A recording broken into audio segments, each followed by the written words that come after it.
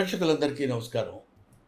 ప్రశాంత్ రెడ్డి, రాజేష్ సంయుక్తంగా నిర్మిస్తున్న 'రాజు యాదవ్' సినిమా. దీనికి దర్శకత్వం వహించింది కృష్ణమాచారి.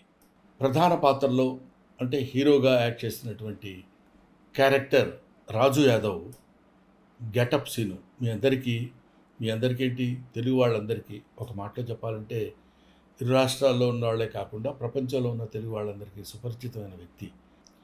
అతను ఈ సినిమాలో కథానాయకుడిగా యాక్ట్ చేస్తున్నాడు.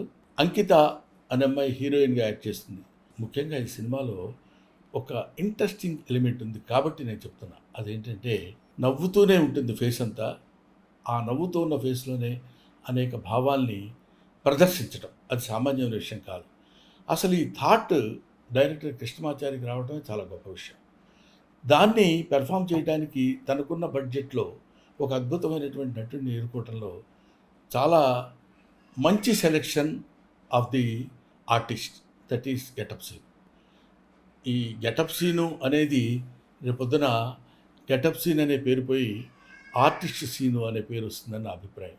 ఎందుకంటే గెటప్ల ద్వారా నవ్వించడం కాకుండా నటన ద్వారా ప్రేక్షకుల యొక్క మెప్పు పొందుతాడని ఈ సినిమా గురించి నాకున్న అభిప్రాయం. నేను చూశాను, దీనికి వాయిస్ ఓవర్ కూడా ఇచ్చాను.